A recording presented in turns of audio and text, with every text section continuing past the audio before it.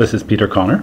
I'm in the offices of the Barnard Centre for Translation Studies, and I'm joined today by Elizabeth Clark Wessel, poet, translator, editor of Argus Books, and editor at Circumference Journal of Poetry in Translation. Welcome, Elizabeth. Thank you. Thank you for having me. We wanted today to talk primarily about the contemporary Swedish poet Anna Hallberg, whose work you have translated. Can you tell us a little bit about how you came to translate Anna's work? I think the title of the section you have translated is Life, part of a larger collection called On Your Marks. Yes, exactly. På era platser is the name of the book in Swedish, On Your Marks. In English, and it hasn't appeared in an English translation yet. And I actually found Anna's work by seeing her give a reading and a presentation at Poets House that was curated by Charles Bernstein and featured both Anna and her husband Jörgen Gassilewski. And I was really moved by her reading. And afterwards, I talked to her, and she told me that she didn't have a translator yet. And so I sat down with her work, and the first poem that I really made a connection with was Life, which is a 50-page long poem about a floor. But so I started working on that poem and sent it to her, and yeah. And so it's a poem about a floor? It is a poem about a floor, yes. Or that's the primary. If there's a subject, the subject would be the floor and sort of the speaker's relationship with the floor. That, yeah. And so before we talk about the poem itself, which of course I've read in your translation, could you say a little bit about how you know Swedish, or are you bilingual? Yes, I would say I'm bilingual. I lived in Stockholm for 6 years, and my husband is Swedish, and I am now a Swedish citizen, and I studied Swedish through government-sponsored programs for immigrants, and graduated from those programs, and then I studied Swedish at sort of a GED program for immigrants as well, even though I had already graduated from college when I went to Sweden, but they had a special program for immigrants to get their Swedish to the level for them to be able to study at the university level. And so I did that, and then I did finally study Swedish at the university. I studied linguistics at Stockholm University for a semester before moving back to New York.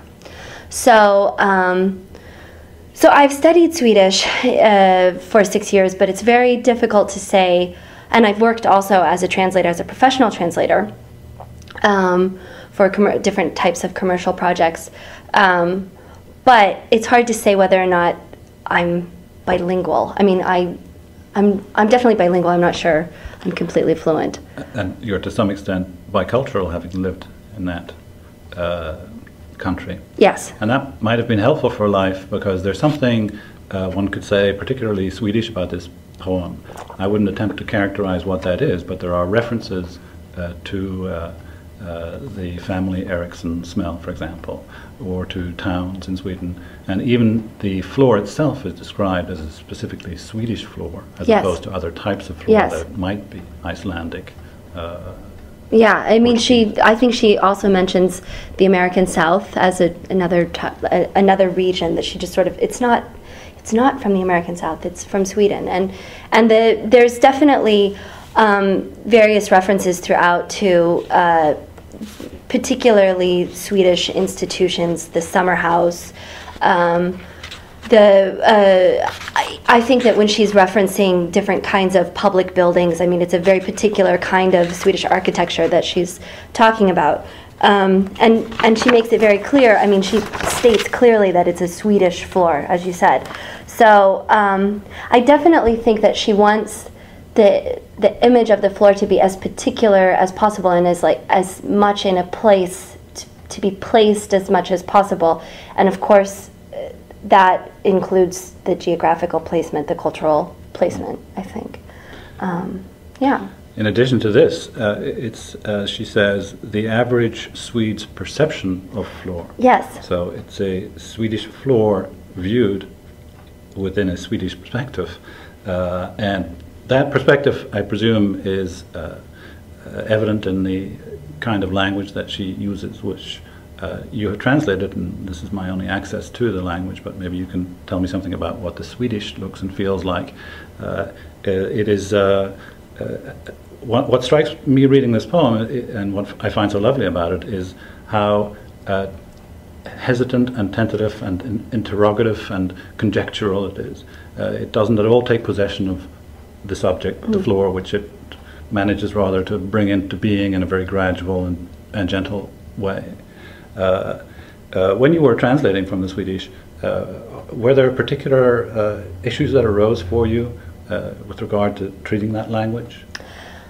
Definitely. I think you really put it so well about the way that she so hesitantly and carefully brings the floor into being in the poem.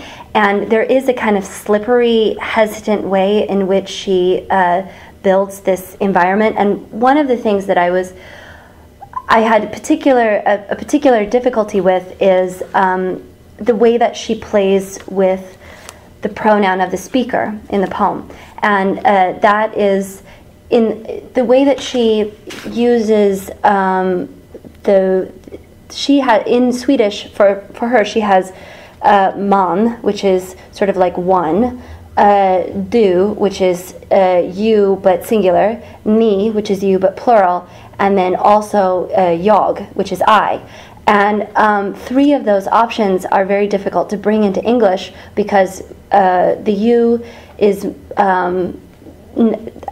as you know, in English is both plural and singular, and also the word one is very difficult to, it sounds formal in a way in English that it doesn't in Swedish.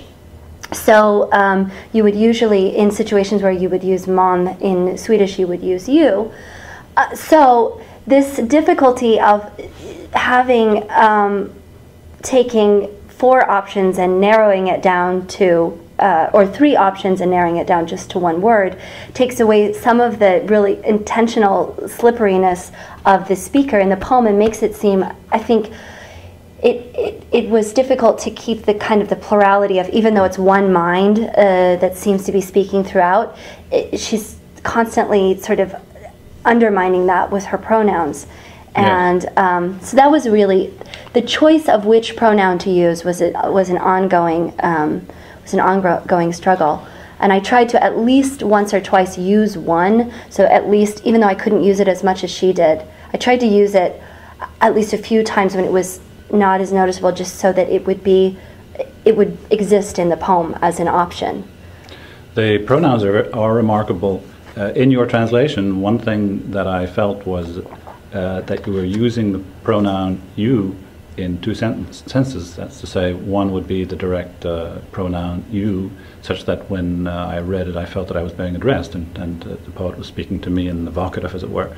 And then the colloquial use of you meaning one. You do this or that, meaning one. So you managed to get across the sense that you were using you in more than one way. I'm glad to hear that. I had hoped that that would be the case, that if there was, that I tried to use you as this, you know, the more, the sort of everybody you, or the, whatever that particular you is, that would be man in Swedish. I tried to only to make sure that it was usually pretty clear that that's the kind of you that it was, so that you would get that sense, so that that option wouldn't be taken away from the poem, that way of reading it. So it's a poem about a floor, but it's called Life, which is a very startling title in a way, especially when one reads through the poem and there are so many references to death or to decay or to dirt. Yeah. And I wonder why it's called Life. I think that the relationship between the poem and the title is so interesting because it's such a the title is so expansive and the poem is so focused on such a singular. It has such a the focus is almost absurd in its singularity on this floor and just strips everything away. We realize that the mind that's with this floor it's sort of the only thing in this universe is the floor and the mind, and then whatever the mind has brought into that world. And I think that I have different ideas of why it's called life. I think one thing is it sort of breaks the poem open and allows for it to, I don't think she wants the floor to be a metaphor, but it allows at least the relationship between the mind and the floor, I think, to be some kind of metaphoric relationship that's more general and wider and more expansive. Yes, she talks about the floor lying flat like a thought, which is a lovely metaphor. Yeah, that's a beautiful line. It's difficult to produce a poem of this length without inviting metaphorical interpretations. Yes. Even though she may wish to resist that, in fact. We're talking about the poem, but it might be nice if you were to read a short section of it. Would you like to read in Swedish first? Or yeah, I could read a little bit in the Swedish. It's probably, I can give some sense of the Swedish, but if any Swede ever listens to this, forgive me. Liv. Fäll ner arket. Kliv fram på scenen. Ett golv ligger här. Skrovligt, kanske dammigt. Mjukhårt liksom gummisand. Känn tårna, handflatorna. Skenbenen, knäna mot underlaget. Plats är det, skrovligt men smuligt. Vore kanske bättre något särskilt slag golvsmuts som bara finns där. Ni vet, sommarstuga, gymnastiksgolv, korkmatta. So that's a little taste of the Swedish. I stopped mid-sentence, but it's very difficult to find a natural breaking place in the. There are no sentences, are there? Well, I mean, it was. Except for the question marks, there's no natural. It was. I'll kind of. I can tell you. I read the first. That was the first 3 pages. Yeah, I don't know if you would call it a sentence necessarily, because there is a little bit of punctuation. I think there are a few commas. It's not completely without punctuation. There are question marks and there are dashes. Yes, and a few commas. Yes, there are commas. There's a colon. But yes, it definitely undermines any kind of. It would be very hard to diagram the That's right. grammar of. And these pauses do not occur at the end of a page, for example. So there's a kind of continuity, a kind of flowing movement, perpetual movement that mirrors the idea of the floor as a thought, I suppose. Yeah, it's highly enjambed and enjambed across pages. It's so much so that even sometimes a word is broken in between 2 pages. And one thing that I want to say about the difficulty of translating this poem is that the poem is, in Swedish, it's syllabic. It's 6, a pattern of 6 syllables and then 4 syllables, and alternates between those 2. And I found that in my translation very difficult to honor that pattern without having to give up a lot of other things that were going on in the poem, like the type of enjambment, or I sometimes thought that things were working in a very interesting way on a line that would have had to have been sacrificed for syllables. So I did end up letting go of the syllabic pattern, though I did want to keep. It's always it goes somewhere between like 7 and 3 or 6 and 4. I mean, it's still, the pattern is still somewhat there, but not as strict in the English. You remind me that we digressed, that you did not get to read your English version of the first few pages. I'm sorry. So we can hear how you try Definitely. to do this. I'll read some. Life. Fold down the sheet. Step forward onto the stage. A floor lies here. Rough, maybe dusty. Soft, hard like rubber sand. Feel your toes, palms, shin bones, knees against the surface. It's flat, rough, but crumbly might be better. Some special sort of floor filth, only found there, you know, summer house gymnasium floor, cork flooring in row house kitchens, some kind of flooring. Cork flooring is where I stopped. Okay. I could read a little bit more though. Row house kitchen, some kind of flooring. Is that what it is? Linoleum, protective moisture, mold, human wear and tear, a stretched surface. It holds the skin, may bend the cheek, flattens if you lay it against the floor. It's not cold, could go barefoot. Would also be able to cartwheel, walk on your hands if you are flexible and agile. Thank you. That's the first 6 pages.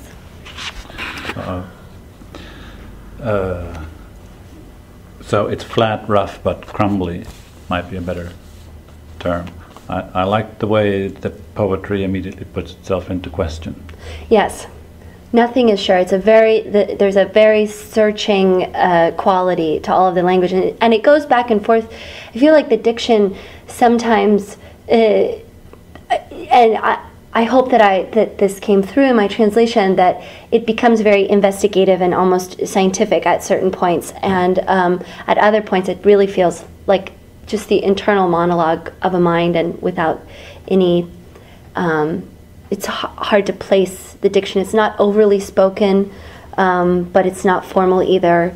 But at times, especially near the end, really trying to borrow from, trying to bring in a like architectural language, scientific language, and in the investigative mode, I guess. There are very few words on the page. Few words surrounded by a sea of white.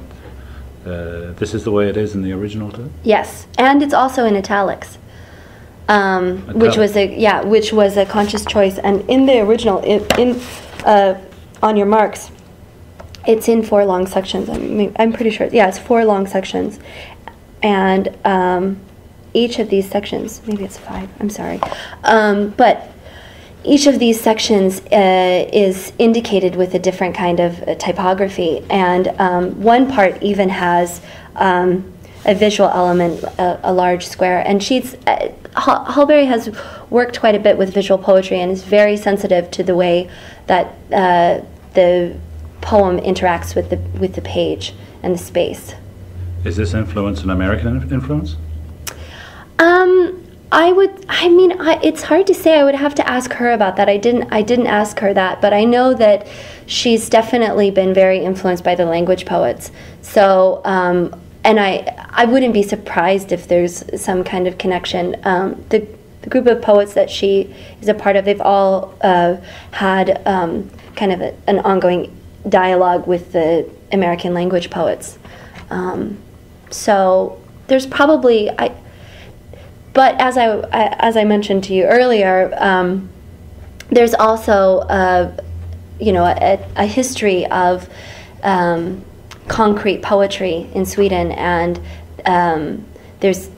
there are a lot of poets that have thought this way in Swedish before Hallberg, and I think it's been a particularly strong strand in Swedish poetry, the visual poetry element. So, well, this is interesting, and perhaps not particularly widely known. Swedish poetry is not especially prominent on the Anglo-American scene. No. I wonder if the small presses are likely to help remedy that situation. Well, I think that the small presses are, if anyone would do it, it would be the small presses, because translation in general, I think, unless it's someone like Tranströmer, who is a Swede, but very, very far in many ways. I love Tranströmer, but it's a very different kind of poetry than Hallberg's.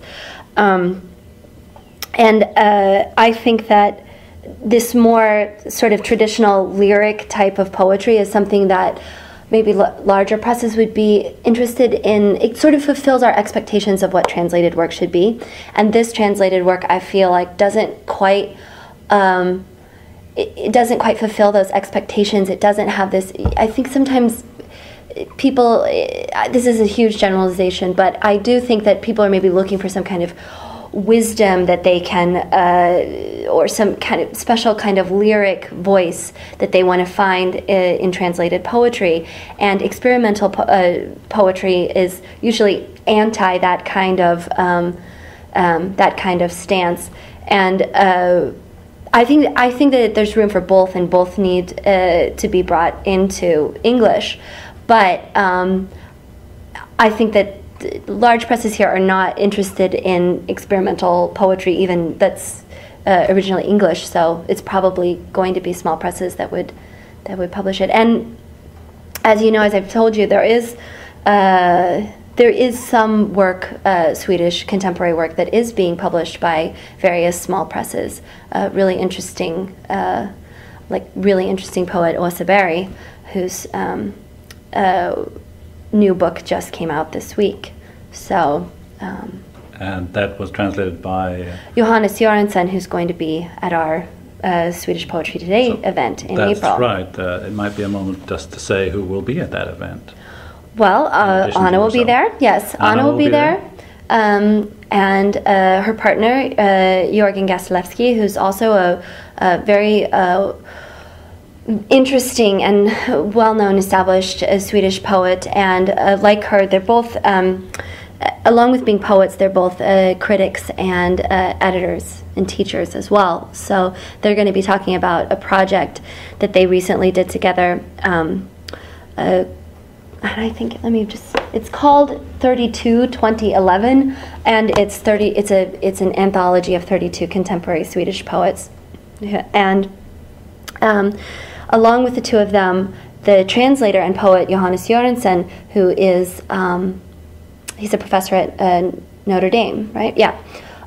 He's going to be here talking about his translations of Aase Berg, and also he's really been a supporter of bringing Swedish poetry into English. He has an online magazine called Typo it's not his magazine, but I think he curated an issue of Typo, which people still mention it as it actually inspired, I think, a lot of young writers when it came out in, 2007, 2008. Blake Butler, for one, who mentions it all the time on his really popular poetry blog, or literary blog, HTML Giant. So it has this kind of strange, I think that the work that Johannes has been bringing into English has an underground following, and there's definitely a dialogue going on around not only Aase Berg's work, but other excerpts of things that he's brought in either through his own press or through this Typo magazine from 2007 or 2008. So. And that's a different kind of poetry, quite distinct from the experimentalism of Anna or Jörgen. Yes, it's more indebted to the surrealist tradition. Exactly. Yes, it's kind of. I think that it's a.